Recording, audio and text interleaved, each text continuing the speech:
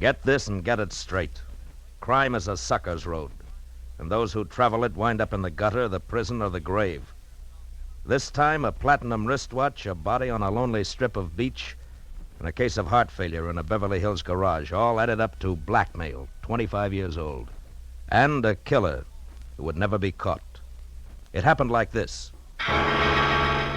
From the pen of Raymond Chandler, outstanding author of crime fiction, comes his most famous character in The Adventures of Philip Marlowe.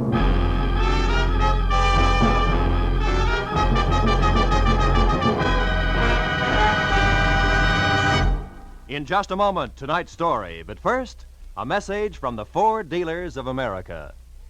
The whole country's talking about the great 1950 Ford. Listen to what Mr. Carl Moore of Kingston, Pennsylvania, one of more than 420,000 delighted owners, says about his new Ford. I leave my car out on the street a lot in winter, but you'd never know it to look at my 50 Ford's paint job. It's still as new-looking as when I bought it. I'll never stop wondering how Ford can sell a car that stands up so well for so little money. And speaking of getting a lot for little money, my Ford gives me up to 22 miles to a gallon of gas. Yes, it's hard for Ford owners to keep the good news to themselves. The news about the economy of the big new Ford. From its low initial price to its high resale value. From its low cost of maintenance to its thrift on gas and oil. Ford is a real economy buy. But prove it for yourself. Your neighborhood Ford dealer has the facts on Ford economy, and he'll be glad to have you test drive the big 1950 Ford in your own way. And now we bring you tonight's exciting story, The Anniversary Gift.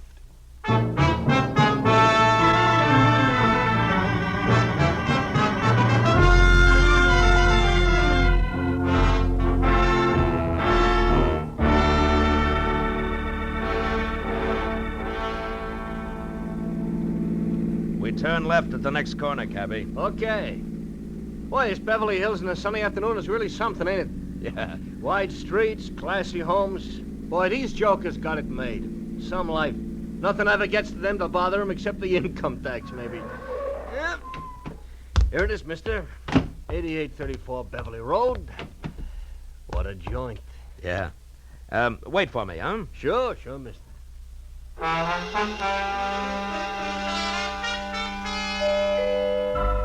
The door was answered by a girl of about 16, a tall, slender girl with dark eyes, too deep for her years. Oh, come in, won't you? I believe Dad's expecting you. She led me across a living room as dignified as the lobby of a bank to a door that she opened. If you'll wait here in the library, I'll tell Dad you've come. The library of Stanley Towner, my new client, was as somber as his living room, except for one thing. Over a fireplace that half filled one wall was a life-size portrait of a woman, a most beautiful woman. Could have been a painting of what the girl who had just left would look like in another 25 years. I was still staring at the picture when Stanley Towner came in. That's a portrait of Margaret, my wife. We lost her 1 week ago today. I'm sorry, Mr. Towner. Well, we'd been expecting it for over a year. The doctors had warned us, but even when you're braced for a blow like that, Yes, I know what you mean. It was her heart, Marlowe. She was coming home from a shopping trip in Westwood last Tuesday evening when it happened. She had her own car and was just pulling into the garage here when the attack seized her. Catherine, my daughter, and I both heard her car hit the garage wall. We ran out and found her. The doctor did everything possible, but Wednesday morning she was dead. I'm sorry. It's all right, Mr. Towner. I must tell you all this because the reason I called you here has to do with Margaret's death. I don't understand.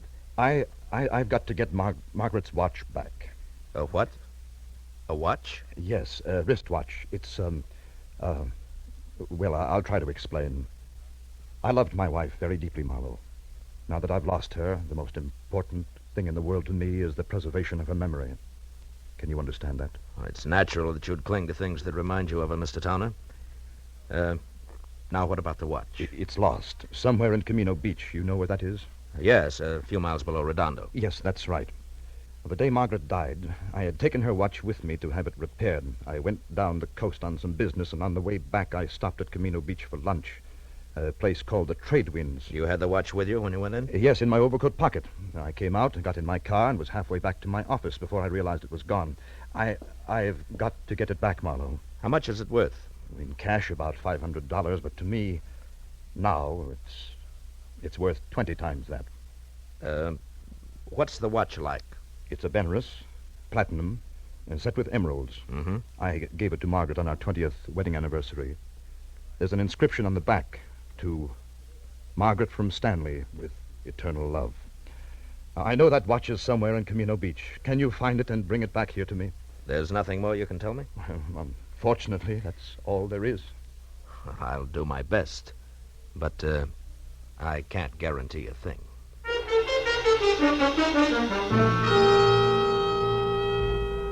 The cabbie waiting outside drove me back to the gas station on Wilshire, where I picked up my own car, fresh off the grease rack, and headed for the ocean and the sunset.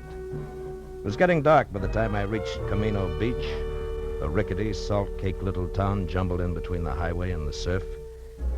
Well, my first stop was the Trade Winds Cafe, a waterfront shack on spindly legs standing knee-deep in a smelly backwash. It only took 10 minutes to find that there was nothing there for me.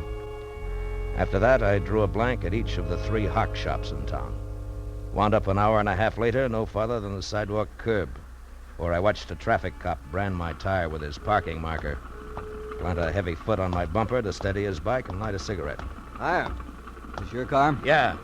What is it? Am I overparked? Nope, not yet. Just borrowing your bumper a minute. Mine? Of course not. Got a lot of scratches already. Say, that's a fancy chalk label you put on the side of that tire there. Z, the mark of Zorro, huh? No, the mark of Ziegler. That's me. Just a little thing I worked out to add a personal touch to my business. You're a stranger around here, aren't you? Yeah, from L.A. Uh-huh. Saw you coming out of the pawn shop there. You don't look like the type. Well, I'm not, as long as my luck holds. Actually, a friend of mine lost a wristwatch here in town. I'm trying to locate it. Pretty good watch, is it? Yeah, good enough. The really tough part is that it has a very big sentimental value. I've tried all 3 of the pawn shops in town, but no dice. You know, if I had a friend who'd lost a good watch, I think I'd check in at Sean's bicycle shop on 3rd Street. Well, thanks a lot, Ziegler. Don't mention it. Oh, incidentally, I wouldn't bother to tell him who sent me down if I was you.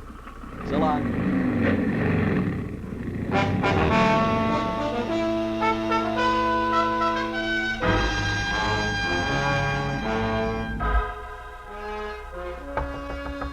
Hello.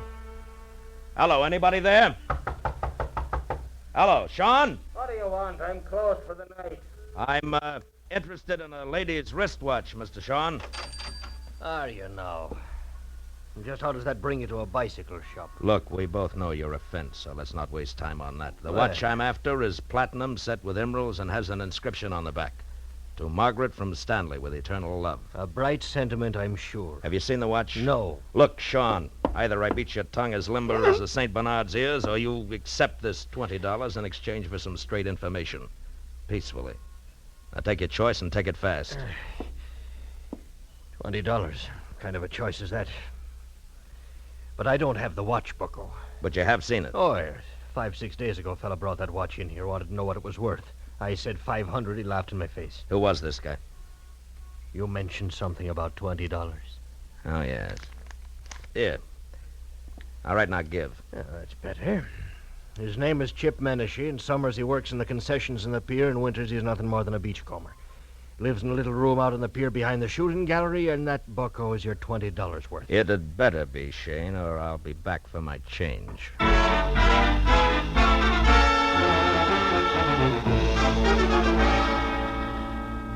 The amusement pier was deserted. When I finally found the one-room shack tacked on behind the shooting gallery, it was dark and quiet. I knocked once, got no answer. So I pushed a wad of rags out of a broken pane of glass in the door, reached inside, and unsnapped the lock and went in. With the light from the one naked overhead bulb, I started through the room.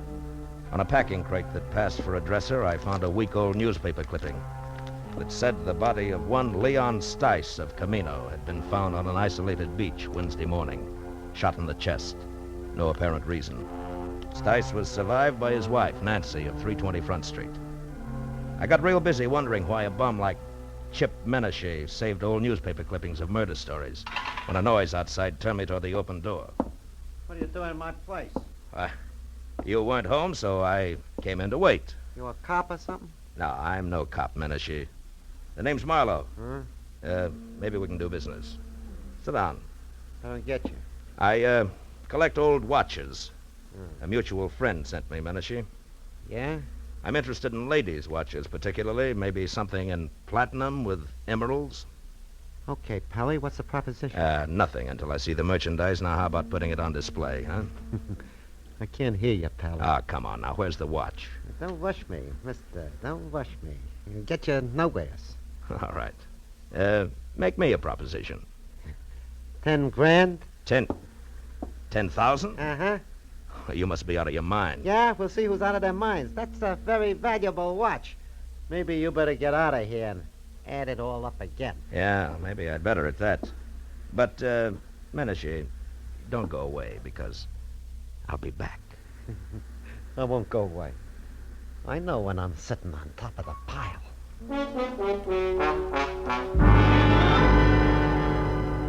As I walked away, a hunch kept whispering to me that the body of a guy named Leon Stice, found on a lonely beach, was somehow tied in. So I decided to pay a call on his widow. I drove down Front Street to number 320, but there was nobody home. As a matter of fact, the only sign of life on the entire block was a red neon Pelican in a blue neon martini glass above the door of a bar across the street. So I walked over and went in. A couple of questions later, I found Nancy Stice sitting alone in the back. The offer to buy a drink was the only introduction I needed. Sure, you can buy me a drink. Hey, Charlie. Okay, Nancy. I'm an old friend of your husband's, Nancy. I just heard.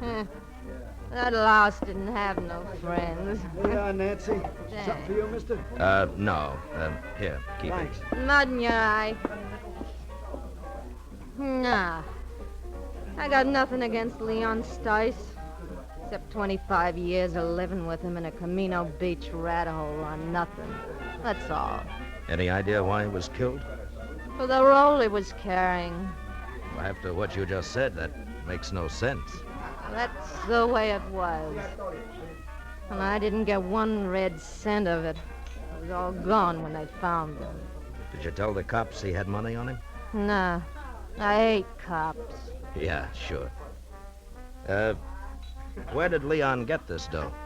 He told me he ran into an old acquaintance who was staking him. Some guy named Martin Vogel who used to live here in Camino Beach years ago. Martin Vogel was staking him? To what? Leon said him and Vogel was going in business together. The cash was in advance. Oh, sure, he was going to be such a big shot. What kind of business, Nancy? Just between you and me, the only business that crummy mind of his would work on was blackmail. Take it from me. And now, how about another drink for his grief-stricken widow, huh? I'll, leave $1 on the bar on my way out.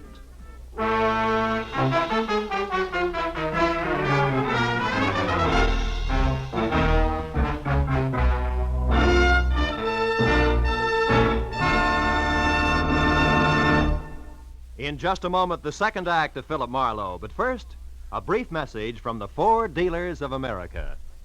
From coast to coast, Ford owners agree the big new Ford brings you more for your money. More in comfort, more in performance, and more in economy.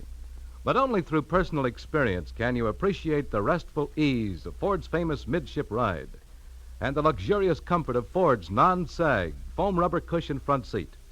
Only by driving this great car can you enjoy its smooth power and solid roadability. And only by getting the facts about Ford's economy can you understand that so powerful, so smooth riding, and so beautiful a car can cost so little to buy. To run and to maintain. But see what the new Ford gives you. Find out how much it saves you. Yes, before you buy any car at any price, it will pay you to stop by your local Ford dealers. Take the wheel of the 100 horsepower V8 or its companion in quality, the 95 horsepower 6. Once you've driven it, you'll agree. The new Ford is the one truly fine car in the low-price field. Now we return to the second act of Philip Marlowe and tonight's story, The Anniversary Gift.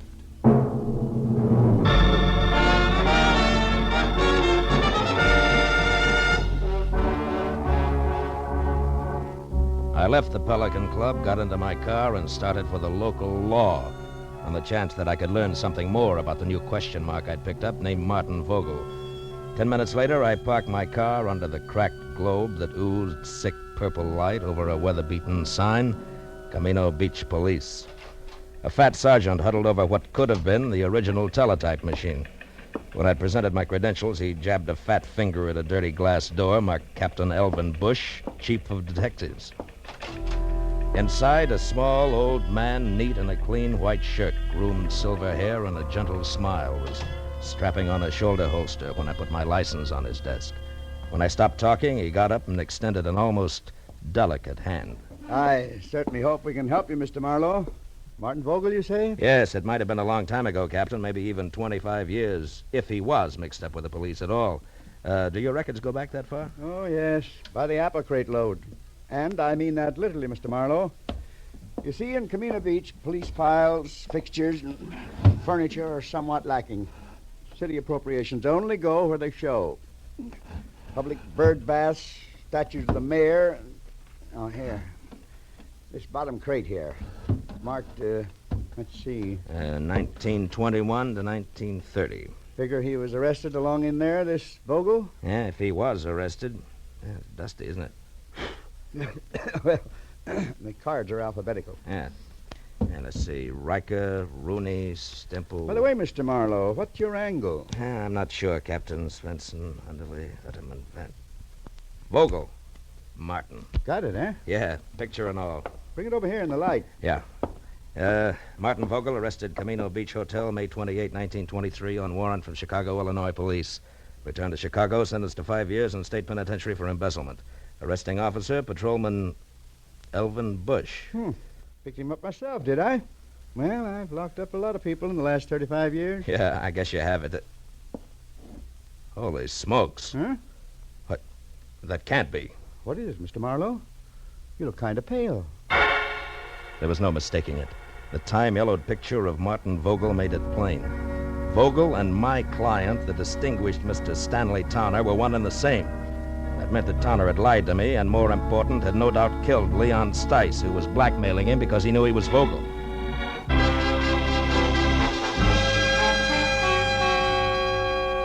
I left Captain Bush piled into my car and pointed it back for the amusement pier, where one way or another I was going to get Chip Menashe to fill in a few remaining blanks for me.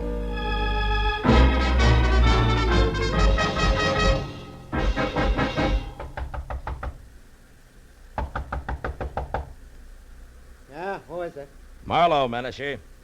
I want to talk business. Okay, Marlowe. Looks like I doped it right. I thought you'd come back. All right. Now get up. And listen hard. I want the watch and the story that comes with it. I told you my price. It's still 10 grand. You're bluffing, Menashe. You know the watch means money, but you don't know why. Yeah, Mr. Wisen. All right, now come on, talk. Okay, quit. I'll tell you what you want. I took the watch from Leon Stice. I found him dead on the beach. It was clenched in his fist. And the dough you're spending? Was in his wallet. Let me up, will you? All right, come on. Now sit over there. Hands in your lap. School isn't out yet. What more do you want, Marlowe? How do you tie the watch in with Stanley Towner? What makes you think I did? The fact that I was sent here to Camino Beach and the fact that you were ready and waiting for somebody. Well? Okay. I was lucky. When I read about Stice in the papers, I also just happened to read another article, an oddity, you might say, about a woman in Beverly Hills, a rich man's wife who got a heart attack in her car just as she pulled into her garage. Woman called Towner, front name Margaret. Wife of a big-shot broker, also called Towner, front name Stanley. I went from there. I was shrewd. Yeah, genius. Okay, now give me the watch. Come on, let's have it. All right, get your mitts off. Here. Now you're real happy, Muscles? Happy that you... Hey, cops. Coming this way. Hey, Menashe, wait a minute! By the time I got to the door, he was halfway across the boardwalk to his car. But Captain Bush and his sergeant were ready and waiting. When Menashe was next to the gun he kept in his glove compartment, the spotlight on the squad car slashed through the dark, found him, and froze him in a position. We've got you, Menashe. You'd better quit. Menashe, do you hear me? Yeah. No, you listen, Papa. Let him have it, Becker. The windshield sprang into little pieces. That got him. Come on, Becker. Yeah, Captain. I waited until Captain and Becker were next to the body and had lifted it off the steering wheel. Then I moved quietly along the side of the buildings as far as the squad car. There, I turned and started back toward them. Hey, what happened? Oh, it's you, Captain. What brings you around here, Mr. Marlowe? A guy in town told me that somebody named Chip Menashe might give me a lead on Martin Vogel. You won't be able to now. That's Menashe. What? We wanted him for a week-old stick-up murder. Stick-up murder? That guy on the beach? The same. Say, Becker, you find the money on him? Right, some $300, Captain. Good. Well, you better call for the wagon now. Check. Funny thing, Mr. Marlowe. One fingerprint did it. Oh, how's that? That guy on the beach, Leon Stice. We found his empty wallet in the sand next to him. It had an isinglass front over his driver's license with a thumbprint that wasn't his. But was Chip Menashe's, huh? Well, we got on to Menashe because he was spreading a lot of dough around. Today, Becker got down here and lifted one of his prints. That cinched it, huh? Yes, that and the shot he just threw at me. Strictly a stick-up killer who got caught. Marlowe, about this Martin Vogel, you still want to let it go that the Beverly Hills police are going to get in touch? I think so. Good night, Captain Bush.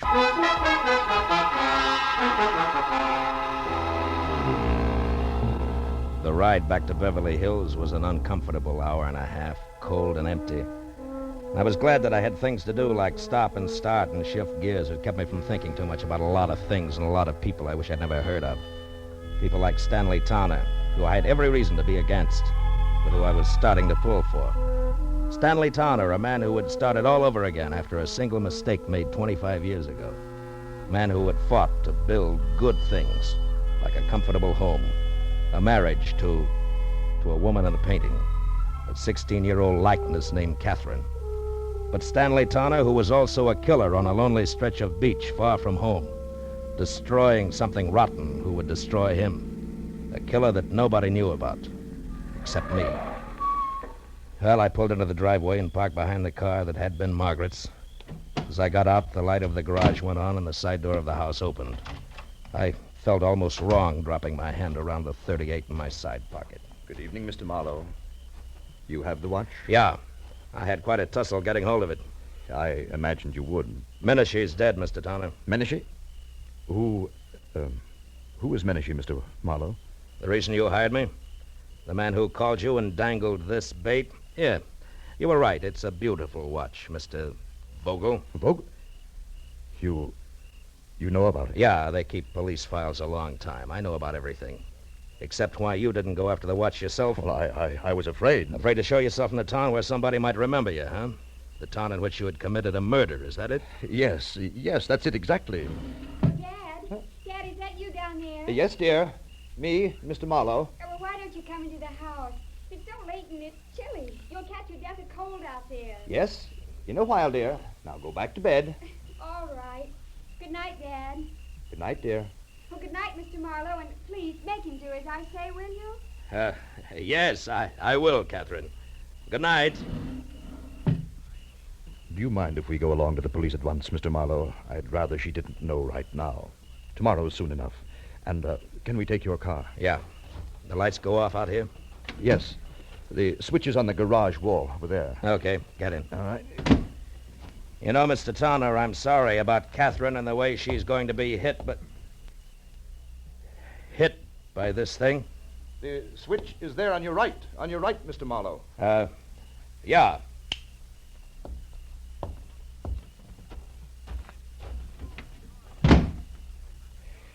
It was a very nice house.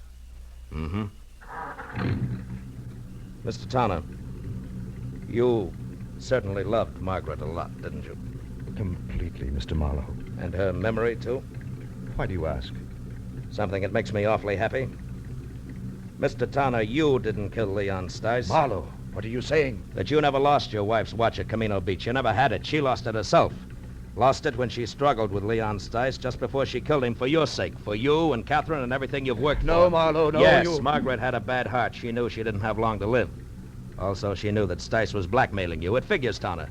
And what also figures is that you'd rather pay for a murder that you didn't commit than to have Margaret's name soiled. Yes, I would, and I will, because you can't prove any of this. Correction, Mr. Tanner, I can. With your wife's car there in the garage, the car in which she died on what you said was her return from Westwood. Which it was? No, not according to a funny little chalk mark I just saw on one tire, it wasn't. A little white Z that a policeman named Ziegler in Camino Beach makes to check on parking time. And we can go on from there. Your confession won't mean a thing. But, Marlowe, it must... No, I guess it won't. I guess you can't hide the truth very often, can you? No. Only once in a great while. And then, strangely enough, only when it seems like the right thing to do. What do you mean? Why did you stop the motor? There's one thing I haven't told you yet. The way things worked out in Camino Beach, Mr. Tanner. The police there think that Menashe killed Leon Stice, and they're happy that way. They never heard of you or your wife. And I don't see why they should. No. Yes. I mean that nobody really knows the whole story. Nobody except you, Marlowe. Nobody, Mr. Tanner. Good night. Thank you, Mr. Marlowe. Good night.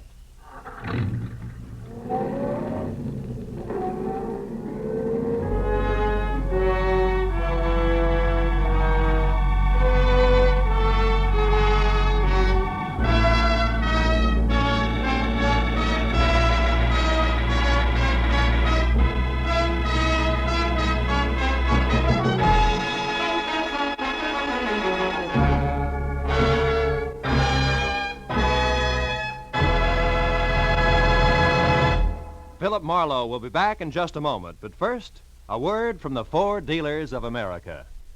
Tonight, there are more than 420,000 enthusiastic 1950 Ford owners, and it seems as though most of them are talking about this car. Listen to what Judge Richmond B. Keach of Washington, D.C. has to say about his new Ford. I was so satisfied with my 49 Ford that I decided to get a 50 as soon as they became available. I've been more than pleased with the 50.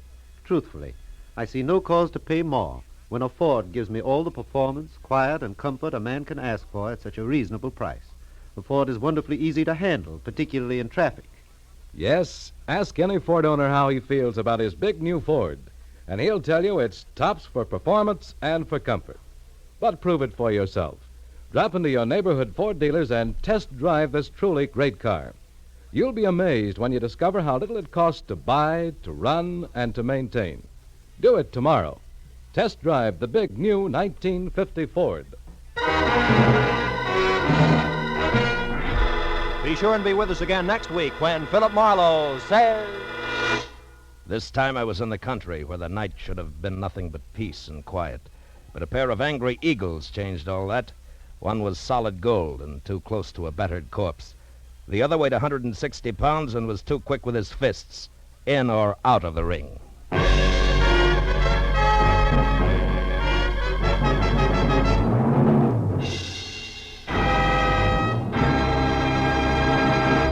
The Adventures of Philip Marlowe, bringing you Raymond Chandler's most famous character, tonight starred Bill Conrad, are produced and directed by Norman McDonnell, and are written for radio by Robert Mitchell and Gene Levitt. Featured in the cast were Sammy Hill, John Daner, Gene Bates, Ralph Moody, Larry Dobkin, Harry Bartell, and Edgar Barrier. The special music is composed and conducted by Richard Orant. This is Roy Rowan speaking for CBS, the Columbia Broadcasting System.